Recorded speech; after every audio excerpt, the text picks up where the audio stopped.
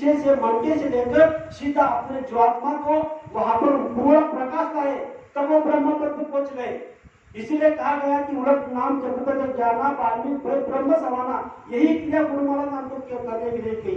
तो मानव के जो शरीर है ये 5 तत्व का बना है, उसका जो प्राण है अन्नमय प्राण है। जब वो अन्न खाएगा तो आप जीवित रह सकते हैं। अगर हमने 2 दिन 4 दिन 8 दिन 15 दिन नहीं खाए तो आपको तकलीफ होती है। एक ही दिन तक मानव जीवित रह सकता है बिना अन्न का, लेकिन एक ही दिन के बाद आदमी मृत हो सकता है।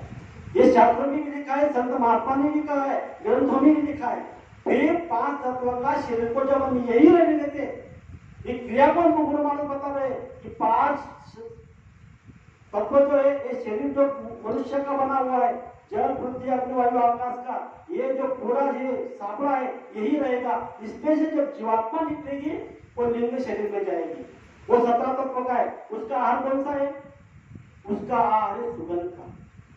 उसका आहार सुगंध का। अगर उसको सुगंध नहीं मिली तो क्या करती है? चिड़चिड़ा हो जाती है। तो उसमें कौन कौन सी जीव होती है? भूत, पिशाच, यक्ष, किन्नर और कुछ देवी देवता। स्वर्ग वैकुंठ तक उनका काम है। तो वहां पर गुरु महाराज ने कहा कि जब आपके घर में से कोई मर जाता है तो आपका ही वही भूत पिशाच में चला जाता है और आपके सर पे बैठता है। अगर उसको सुगंध नहीं मिली तो मिलाता है और आपके सर पे बैठ के वो कुछ बक करने लग जाता है। तो वो है लिंग शरीर। वो लिंग शरीर को हम देख नहीं सकते, लेकिन वो हमारी अमन को सबको देख सकता है। तो वो 10 इंद्रिय और 4 अंतःकरण की शक्ति और 3 गुण का वो लिंग शरीर बना हुआ है। फिर उसके बाद में वो आत्मा कहाँ जाती है? सूक्ष्म शरीर में जाती है। सूक्ष्म शरीर में उसका आहार क्या है? प्रकाश का आहार। वहां पर 9 तत्व है, शब्द, स्पर्श, रूप, रस, गंध और अंतःकरण की शक्ति, मन, चित्त, बुद्धि, अहंकार। फिर सूक्ष्म शरीर से फिर कारण शरीर में जाता है और कारण शरीर में जाने के बाद सिर्फ 5 तत्व रहता है। उसका आहार कौन सा है? शब्द का है। जो शब्द हमको गुरु महाराज ने दिए, जो आवाज दिए, वो पूरा शब्द वो पौड़ी लगी हुई है। और जब कारण शरीर में वो आत्मा आगे मानव सरोवर में स्नान करती है, हंस रूपी बन जाती है, उस समय में न मानव न श्री, उसका वेद खत्म हो जाता है, वो आजाद हो जाती है, जन्म मरण से उसका छुटकारा मिल जाता है और अपने सतधाम चली जाती है हमेशा हमेशा के लिए। इसके लिए गुरु महाराज ने एक क्रिया करने के लिए हमको कहा। आप में आपको सिर्फ हम कहोगे कि ये बहुत कठिन है, कठिन बिल्कुल नहीं। आप अगर एक बार वहां पर चले गए तो आपका रास्ता बन गया तो आपका काम बन जाएगा। हमको सिर्फ ईश्वर के धाम तक जाने के लिए हमको तकलीफ होती है। गुरु महाराज ने परमार्थ संग्रह में बताया, रचना रश्मि में बताया, शाकाहारी सदाचारी पत्रिका में बताया, और पता नहीं गुरु महाराज के कितने सत्संग है। हर सत्संग में गुरु महाराज ने बताया। उस समय में अगर हम ध्यान से वो सत्संग सुनेंगे, हमारे सत्संग सुनकर मन के जो काज है वो पिसारेंगे। क्योंकि हम यहाँ पर ऐसे भाव से बैठना है। जब तक हम भाव से नहीं बैठते तब तक हमारा काम बनने वाला नहीं। और ये हमको गुरु महाराज ने आरती करके देखी।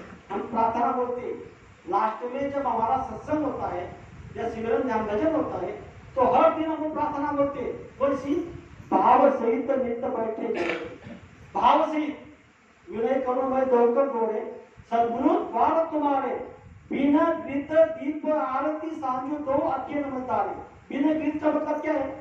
अरे किसी को गुरु बोलते हैं, घृत बोलते हैं। घृत का मतलब होता है घी, हम दूध बोलते हैं। तो घी बिना घृत दीप आरती सांझो, बिना घी बिना बाती बिना दिया की हमारे अंदर में दीप मतलब दिया जलेगा।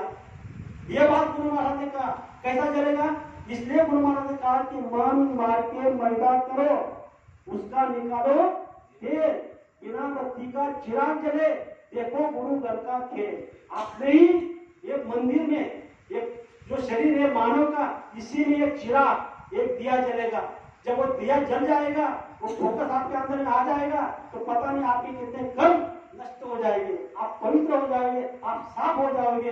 ये बात गुरु महाराज ने कहा कि कब? भाव सहित नित बैठे जरो के, जो हत प्रीतम प्यारे, पद ध्वनि सुनऊ, श्रवण ही अपने मन के काज विसारे।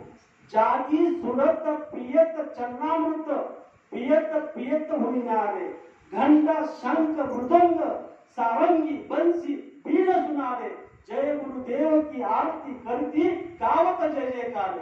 तो वो आरती आप क्यों करेंगे?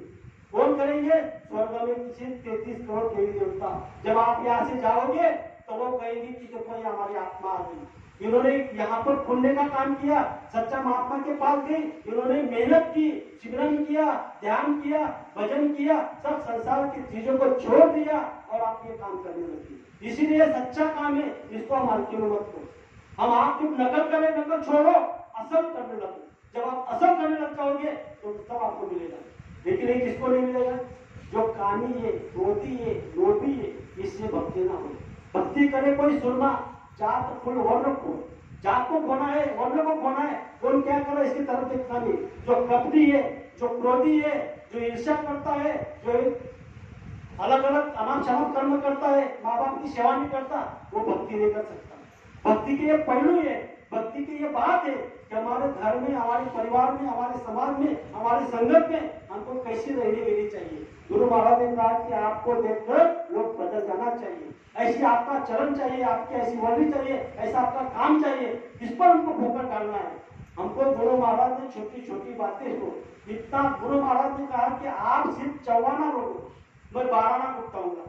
और गुरु महाराज ने क्या कहा कि जब बच्चा, जब आप जमीन पे चलते हो, जब आपके पाँव के नीचे अगर कोई कांटा आ जाता है तो मैं मेरा हाथ बिछा देता हूँ। और जो हमारे माता पिता को कांटा आने के बाद में हाथ नहीं बिछाएंगे, वहां पर स्वयं गुरु महाराज हाथ बिछा देते हैं। फिर गुरु महाराज ने क्या कहा कि देखो बच्चा, आप भजन करना, आपके लिए लगे तो मैं भीख मांगूंगा। खुद गुरु महाराज बता रहे कि आपके लिए मैं भीख मांगूंगा, लेकिन आप क्या करना? भजन करना, भजन करना, भजन करना।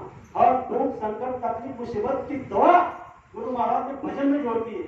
बताओ, इतना काम गुरु महाराज ने हमारे लिए कर दिया है, तो कितना हम आप लोग चाहेंगे तो कुछ देना चाहते हैं, क्या दे सकते हैं गुरु? अरे गुरु के पास तो सब कुछ है।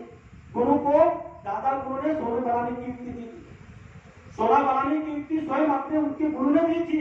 अरे हमको अगर सोने बनाने की युक्ति क्या, कागज बनाने की युक्ति भी मिल गई ना, या कोई नहीं बैठेगा, सब कागज बनाएगा और पैसा इकट्ठा करेगा। और गुरु महाराज को सोने बनाने की युक्ति दी, सिर्फ एक बार गुरु महाराज ने उसका प्रयोग किया था 98 का, दिल्ली के अंदर में। बताओ, तो यहाँ पर गुरु महाराज ने क्या कहा?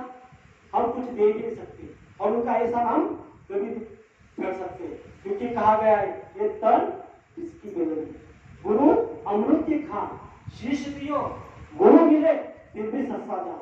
अगर हमने हमारे शरीर के कई टुकड़े करके उनके कदमों में रख दिए और ऐसे गुरु मिले फिर भी सस्ता समझना, क्योंकि ऐसे सत्ता महात्मा हमको आपको मिले, हम साधारण जीव नहीं है। इस बातों पर हमको फोकस कर देना है। हमारा एक ही लक्ष्य चाहिए, कौन सा? कि हमारी आत्मा परमात्मा को मिलना चाहिए। हम आज से ये बात मान लो कि हमारी आत्मा को परमात्मा को मिलाना है। यही अगर आप बात मान लोगे और गुरु को देखोगे और स्वयं को देखोगे, तीसरे के तरफ हमको देखना नहीं, हमको सिर्फ गुरु के तरफ देखना है और हमारे तरफ देखना है। गुरु महाराज ने इस पर भी हमको छोटा सा दृष्टांत दिया था। पति पत्नी होती, पति पत्नी के बीच में अगर कोई तीसरा आ गया तो क्या होता है? उसका घर का विनाश हो जाता है, डिवोर्स हो जाता है, घटस्फोट हो जाता है, वो घर परिवार नहीं होता, नर्क बन जाता है, पति अलग हो जाता है, पत्नी अलग हो जाती है। इसी तरह गुरु जो होता है हमारी आत्मा के पति होते हैं, और हमारी जो आत्मा होती है वो गुरु की कौन होती है? पत्नी होती है। तो ऐसा हमको नाता बना लेना है, ऐसा नाता गुरु महाराज ने बना दिया है। तो हम आपको होश में आना है, बेहोश में से निकलो, होश में आओ।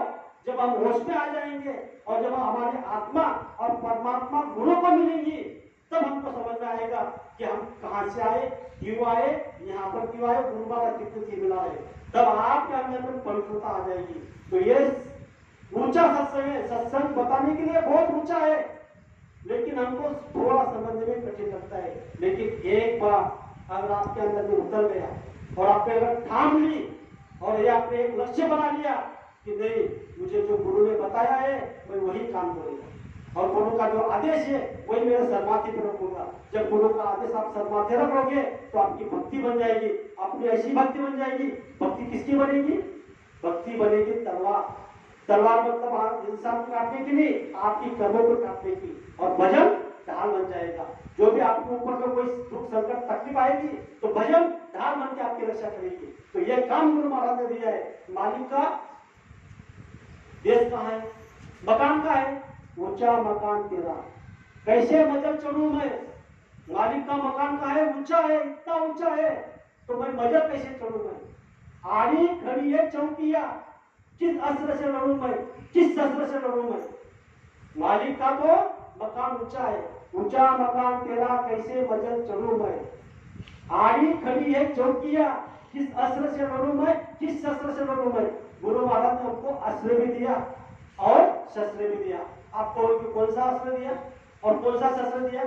हमको गुरु महाराज ने अस्त्र दिया, दीन बन जाओ, छोटे बन जाओ, चुप रहो, बर्दाश्त करो, ये आसरा आपको दिया। और शस्त्र कौन सा दिया? वो शस्त्र जब आपके मुकाबले से आप निकालोगे, बड़ी सी बड़ी ताकत भी आपका बाल में बाका करेगा। कौन सा अस्त्र दिया? गुरु महाराज ने जय गुरुदेव नाम का।